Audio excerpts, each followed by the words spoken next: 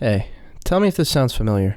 You've had a long day. You've done everything you need to, all of your responsibilities are tended to, the dog is fed, the laundry is running, there's no dishes in the sink, and now it's finally time for you to relax. So you sit down and start up your favorite game, ready to have a great time. And then, 10 minutes later, you're contemplating the existence of God.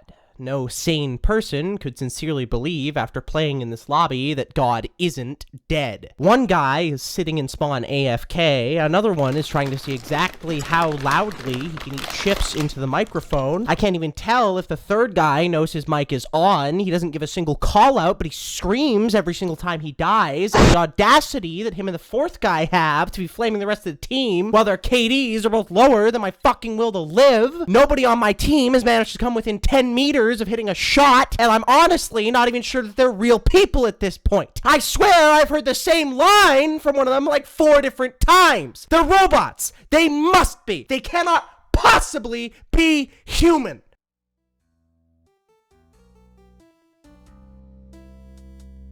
Having a game like that can really make you question why you're even playing in the first place, why the developers had to make a system that puts you in matches like this, why all games nowadays seem to have this experience built in. Does it drive player engagement? Do people buy more skins after a game like this? Is there just one really rich guy out there who gets his kicks off knowing that you specifically are having a horrible time? No, I'm pretty sure the majority of people can realize how outlandish this line of reasoning really is. But still, there has to be some reason that this experience exists, something that has stopped every developer from being able to make their games as fun as possible. I found myself pondering this question a while back. I had just had a particularly rough game of League of Legends. My top laner had inted and created a raid boss that we just weren't equipped to handle. I really just couldn't figure out how some games could be so good at creating that atmosphere where every player is working together, sharing information, and doing their absolute best to win, where it feels like you've known every player on your team for years, and other games just can't. Now, I want to be clear before I go any further. I'm sure some of you are beginning to conceptualize what I'm going to say with this video, that I'm going to say that everything is solo players' fault, and that if you don't have friends, you should just quit gaming because you're not allowed here. But please stick around. I assure you that's not the point I seek to make. I actually met quite a few of my closest friends through online gaming. One good session leading to a friend request, and years later, they're still who I would describe as my favorite people. So I promise I'm not arguing that people who don't have friends don't deserve to play multiplayer games. In fact, I think solo players are one of the most important parts of multiplayer games. But at the same time, I don't think games are doing enough to help solo players become group members. The game I met my friends on, Rainbow Six Siege, is a great example of what I mean. Rainbow Six Siege is a 5 vs 5 hero shooter that takes the idea of a SWAT-based PvP game and ruins it. Sorry. Wrong video. Rainbow Six Siege takes its base idea and attempts to elevate it through hero shooter mechanics, adding classes and unique roles that emphasize planning and team play, and of course, because it's a shooter, there's also a focus on gunplay as well. So, this should be a prime example of what I want out of a game, right? After all, there's an emphasis on team play, so how would players end up acting against each other when everyone's goal is to win? So, that did not work. But why? Logic tells us that if a game focuses on teamwork and everyone's goal is to win, those people should try their best to work together. And yet, for some reason, players seem to avoid teamwork like the plague. The first step in understanding this requires us to recontextualize that scenario from earlier. See, things maybe weren't as cut and dry as I made them out to be. That first guy, it turns out, was AFK because he was having connection issues, but the rest of us refused to surrender because we were up 2-1. The second guy is eating chips into his mic, yes, but he doesn't seem to know that we can hear it, and he's still trying his best to play the game. The third guy has been blaming us a lot, but he's also been calling himself out every time he dies. It seems more like he's just hard on everyone, including himself. And the fourth guy, he is being a dick, but he's had 4 games back-to-back like this where his teammates have made it absolutely impossible for him to have fun. Isn't that an interesting sentiment? My team ruined the game for me. I was doing just fine, having a great time, until those other guys came along. This mindset is really prevalent in competitive team games. From time to time, I'm sure you've fallen into this way of thinking. I know I have. It goes to show most people queue into a game and they don't see 5v5 or 6v6, they see themselves versus everyone else in that lobby. Like their teammates are obstacles to be overcome rather than people to work with. So, how does an idea like this come about? What things inside the game cause something like this to be so prevalent? Sure, there are social factors and human behaviors that contribute to this attitude. It's easier to shift the blame onto others rather than taking the ego hit of losing for one, but people's competitive drive should still lead them to developing proper team play. Well, what if I were to tell you that in game developers' quests to make their games more solo-friendly, they've managed to actively discourage a team-based mindset? I don't want to downplay how difficult it is to actually get players to work together. People are weird, and players often will avoid working together if it isn't completely mandatory to advance their goals. I've done my fair share of solo play in Destiny and other MMOs. I get it. You don't want to go out of your way to get 4 random people together who you probably won't even like to do some in-game event, so as a solo, that event isn't for you, and if you don't need the gear and it isn't mandatory, you'll just skip it. But this doesn't mean there's no way to convert solo players into functioning members of larger groups. You might notice this is an idea I'm coming back to quite a bit.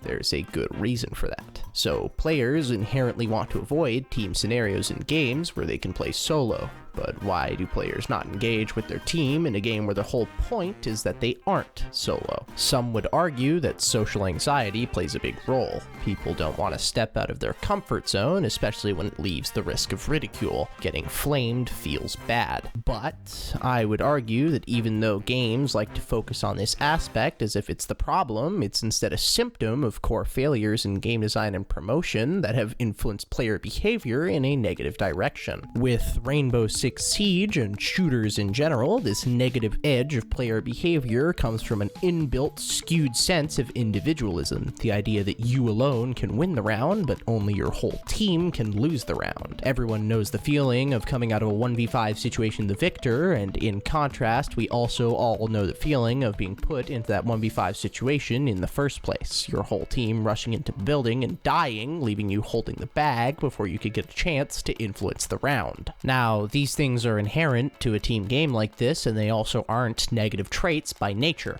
Clutch can be a great morale boost. Losing a round quickly and decisively can make your team regroup and give more thought to how you plan things. Few things feel better than banding together and coming back from the bleeding edge of defeat, but few things feel worse than those moments where you just don't seem to be able to play the game, when you kill 4 and watch your teammates get wiped by the enemy bottom frag, when you're stuck trying to clutch every round because your team is more focused on running to their deaths than planting the diffuser. But those failures weren't your failures, they were your team's failures. You didn't run in and die, your team did, and nobody refragged them, so now you're staring down 5 defenders and a minute and a half on the clock. What shit teammates you have. See how easy it is to slip into this mindset? It's like the game prepares a nice warm coat for you to slip into the moment you get cold. It makes it much harder to think about the fact that you could have been the one refragging, that your team ran in and died because they had no plan, a plan that you could have put forward, and that sometimes people just lose gunfights, and it isn't really a good enough basis to deem someone incompetent. It's harder to treat your teammates like people than it is to see them as obstacles, enemies of your progress. And while those who champion self-improvement detest the "my team holds me back" mindset, it's prevalent nonetheless. But this isn't what the game does to encourage this behavior. This is just the natural skew that games like this have towards this behavior. After all, there's no way the devs would design the game in a way that makes you hate your teammates more. That would be really dumb. So here's how they did that. There's multiple things in Rainbow Six Siege and generally standardized between competitive shooters that encourage you to hate your teammates and direct negative emotions towards them, and then allow that practice to become routine. The first of those is the spectate function.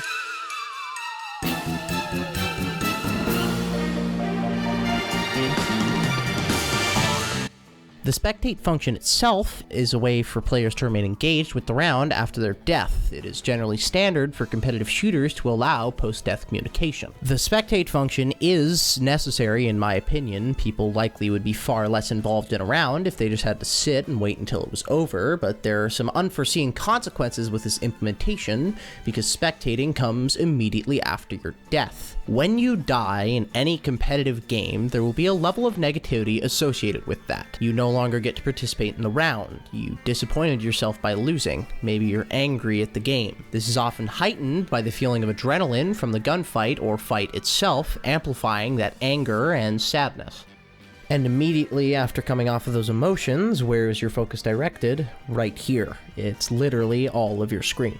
Now, Siege is actually one of the better games at mitigating this because of its design revolving around post-death play. The devs didn't want players to simply be out of the game, so they let players watch any cameras or drones that haven't been destroyed, allowing them to transmit valuable intel to their team. So the spectate function is a bit rough, but it's not like it can't be fixed. The first idea off the top of my head would be to give players a more general spectate camera, focused on the map rather than an individual player's gameplay. Watching your teammates lose gunfights still wouldn't feel good, but it's easier to recover from emotionally and avoid tilt when you don't see them with a 30-round mag beforehand. And this also allows players to move at their own pace, coming down from the emotions of their death while still having the general information to remain engaged with the match. Basically, it gives a good way for players to take a moment without immediately being presented with someone to be angry at. But unfortunately, spectate isn't the only problem, and the other problem is a bit harder to just get rid of. Let's talk about scoreboards.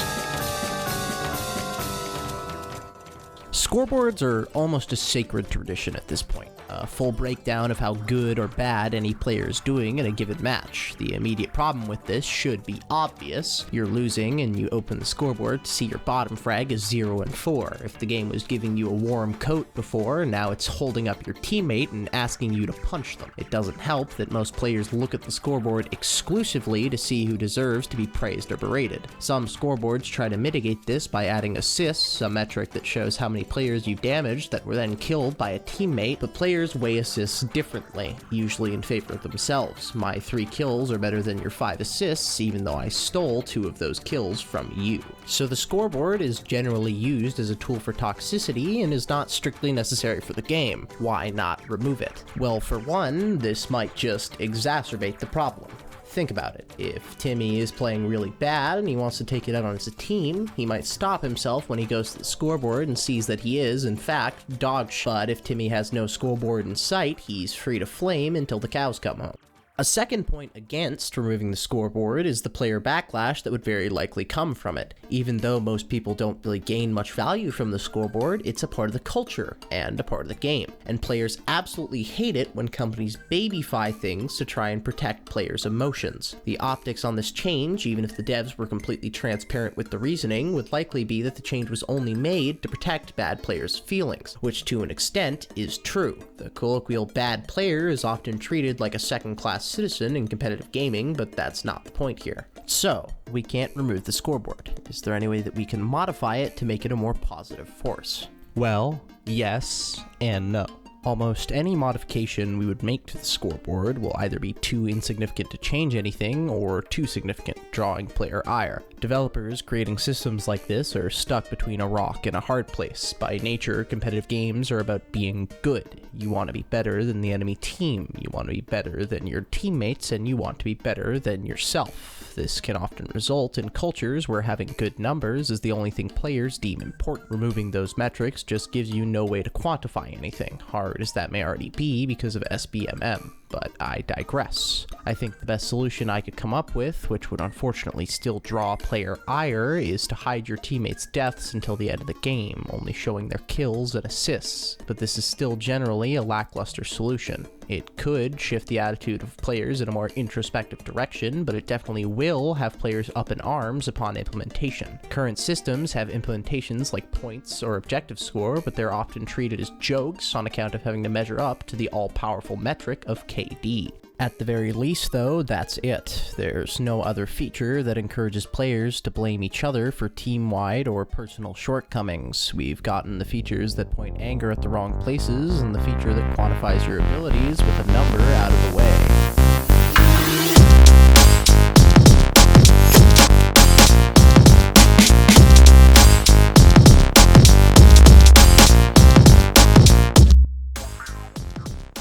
Yup, it couldn't be a video about toxicity and solo play without talking about ranked. So, ranked.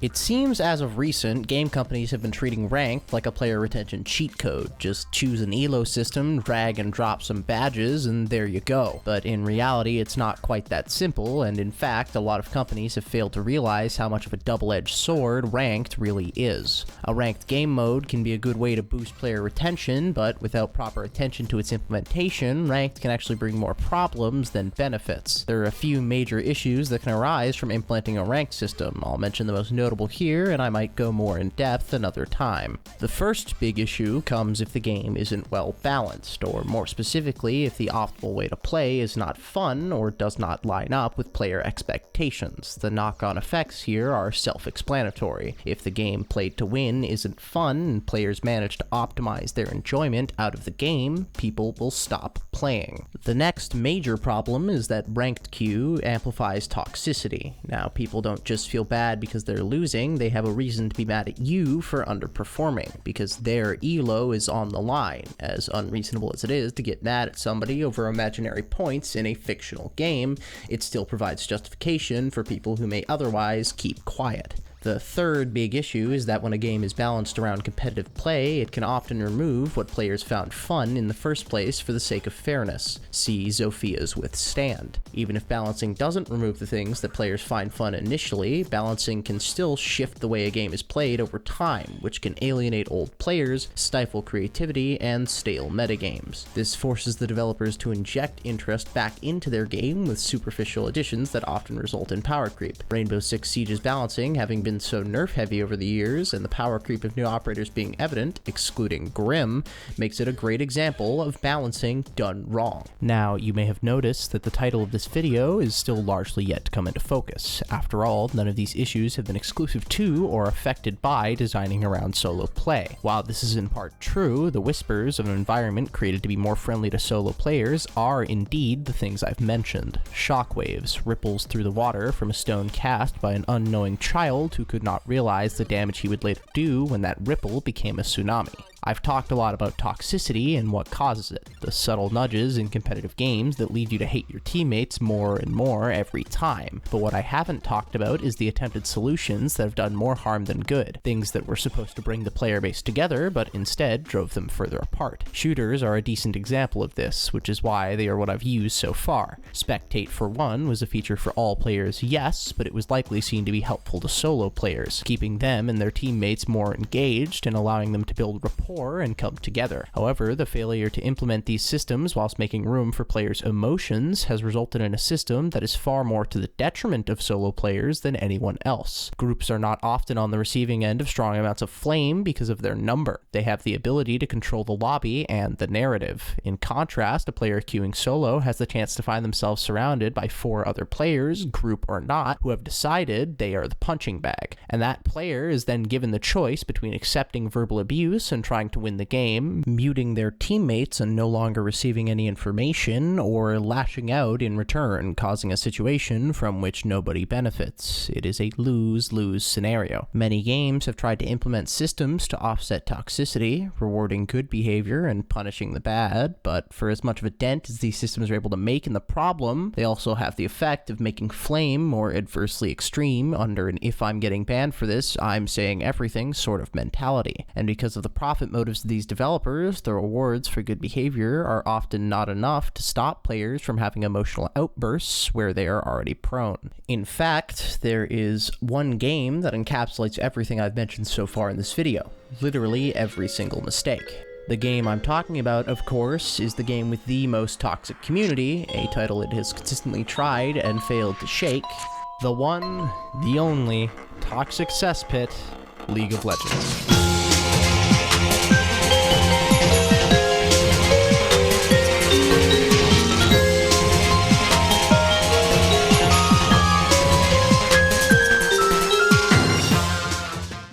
I mentioned League before, and I've been foreshadowing this development up until this point. When I say League has made every single mistake I've mentioned so far, I mean it. And fun fact, there's even more than that. When people say League is a game sent from hell, the part they leave out is that Satan was the lead developer. Trust me, it's so much worse than you thought. So, let's get started.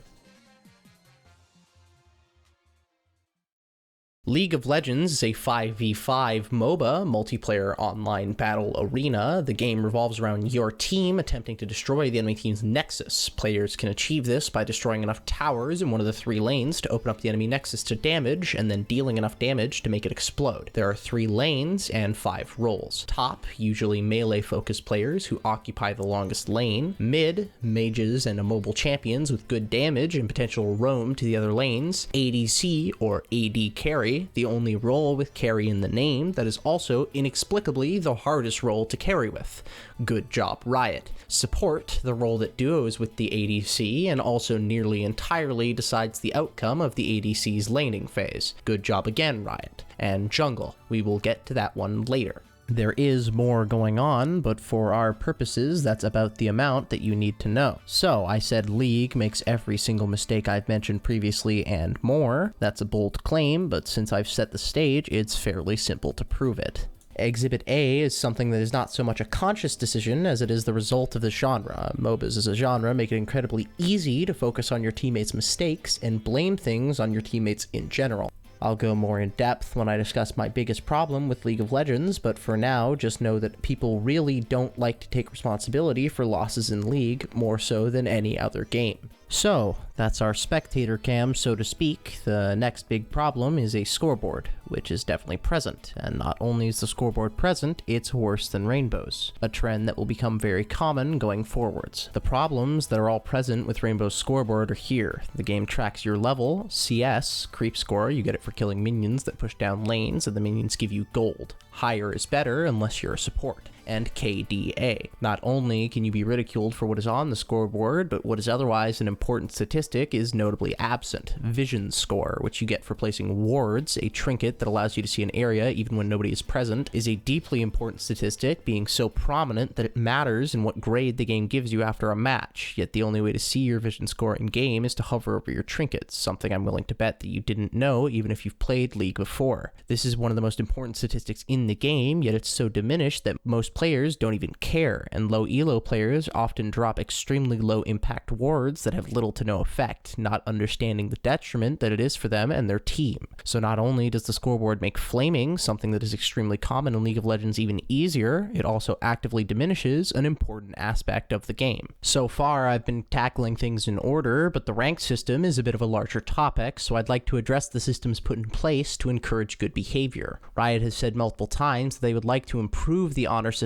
to make it more rewarding for players, but they don't actually have the balls to offer players a free skin for their most played champion, or actually severely punish players for out-of-line behavior. They fail repeatedly on both ends of the spectrum, and rather than genuinely try to improve the community, they focus on other things, knowing that the problem has gotten so out of hand they would likely have to rebuild multiple systems from the ground up to try to get it under control. It is genuinely shameful how badly Riot mishandles and has mishandled their community in game, to the point where it's considered a no-go zone for a large swath of gamers. I really think that Riot's main focus, aside from their terrible onboarding and tutorial that does not actually teach you how to play the game, should be attempting to improve the behavior of the community and creating an environment for growth and togetherness rather than the cesspit that League as a whole currently is. This is of course easier said than done, but with Riot's nearly bottomless pockets and with them trying to milk us for everything we're worth, we deserve this and more. As I mentioned previously, ranked is a larger topic, but I'll first start with a statement. Solo queue is the worst decision Riot has ever made, bar none. Solo queue as a game mode has continuously shaped the course of League of Legends as a whole and damaged all of its individual parts, including community, game balance, role strength, and ranked integrity. Making claims like that is usually the type of thing to get you laughed out of any chat or website as a crazy person or a moron, but this is my video and I get the talking stick.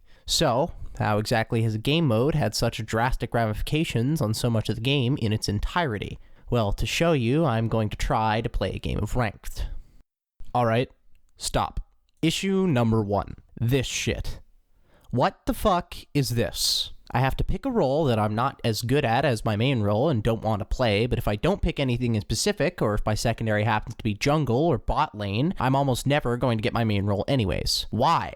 Riot's stated reason is to decrease queue times, but I'm not particularly sure that's worth it when the cost is player frustration before even entering the game, and lower quality games in general. When somebody's autofilled, getting a role they don't play, that is a death sentence for that match. If you go through with the queue and play that game, you will not win unless that teammate is Magi Felix or Faker. So now that shorter queue time has just turned into somebody having to leave and eat a dodge timer, forcing them to spend a minimum of 5 minutes not playing the game because they didn't want to waste 15 minutes losing LP. Riot likes to act like this system creates better games for the players, lower queue times, and is a good thing for the game, and yet I can't find a single effect that is genuinely worth the cost. If I queue my main role and get something else, and neither I nor anyone else dodges, bare minimum I am going to spend 15 plus minutes doing something I do not want to do, and I won't be doing it well. My teammates won't enjoy having me on their team, and at the end of it all, not a single person on our team will be left thinking, thank God for that lower queue time. The only genuine reason I can see for keeping autofill in the game is if loser's queue is real. There is no reason in my mind other than intentionally trying to make players lose that could convince me, if I were Riot, to keep this system in place. In an environment that is supposed to be competitive, leaving somebody unable to perform to their fullest potential is an absolute joke. Imagine queuing for ranked in a shooter and the game forces you to pick 2 types of guns you want to use and tells you you'll only get to use one. Then imagine the feeling where after picking one of those options, you queue into a game and are handed a set of dual machine pistols instead of the AR or sniper that you chose because too many players are using those weapons. Now you're stuck with a weapon you aren't good with and don't know how to use effectively, and if you decide you don't want to play with that, you're punished for leaving. There's no better description for this than abusive. This system forces you to make choices you don't want, punishes you for making those choices, and then punishes you again if you decide to leave. No wonder people talk about League like an ex that they keep going back to and warn you to stay away. Despite all of the bullshit I've just been put through, I still want to play a ranked match, so I hit the button to queue, and 3 players declining later, we're into an actual champion select. Issue number 2. Why is this order randomized? I understand the intention of not letting people know what champ is playing where, but certain lanes, namely top lane, have such bad matchups for any given champion in the pool that it genuinely does not make sense to not give the top laner the latest possible pick by default. In the same vein, both supports and ADCs, bar specific exceptions, do not have such bad matchups that they lose the game off a counter pick. I don't see why we aren't putting them earlier in the pick order by default. Mid and jungle are somewhat in between, both needing to avoid counter picks on a by-character basis. Rengar, for example, might want to pick a bit later into an enemy comp to avoid them picking too much CC or tankiness, whereas an Ahri main would likely want to pick earlier to avoid losing their champ to the enemy mid due to her higher pick rate. This is generally a minor grievance. Players are pretty good at sorting out their own pick order, but nonetheless it's a needless point of friction. A fixed pick order wouldn't totally remove this friction, but it could help mitigate any sticklers losing a top laner of their game or screwing over an ADC trying to get the pick or ban champ before their opponent. Well, at least we're past that now. Unfortunately, though, because me and my team have been given a chance to go at each other's throats, the mid laner refused to give the first pick to our ADC, and the enemy insta-locked our ADC's champ. So now our ADC is tilted before we've even begun. At least we're now in the loading screen where nothing could serve to tilt people any further. Issue number 3. This is another minor issue, and most people have little to no reaction to something like this, but one of our teammates is a lower rank than us, something we can see by their ranked border. And while this normally wouldn't elicit a reaction, our ADC, who was acting self-important earlier, happens to be the one out of place. I can only imagine how this will add to the tension that has already been building. As we enter the game, our mid laner instantly begins spouting off in chat, telling the ADC that they're too low elo to deserve first pick and they wouldn't even carry if they had it. Issue number 4. This is the first issue that isn't visually evident, and this is one of the largest issues in all of League, in my opinion. Do you remember when I mentioned that feeling of self-importance shooters give you, where you can win alone but your team loses together? League has that too, and not only does it have that, it amplifies that feeling tenfold. Modern League is a very snowball-heavy game. Leads can turn into more leads, which can turn into a win. And while this isn't a problem fully exclusive to the modern game, League has not done itself any favors. Champions are designed to have the capacity to win the game all on their own, and they are balanced as such. If you lose and give me a lead and I make no mistakes, unless your team has a lead to answer for me, I win that game. As you may have realized, this creates an extremely unhealthy mindset in the majority of the player base. Terms like 1v9 are often thrown around in guides and popular content.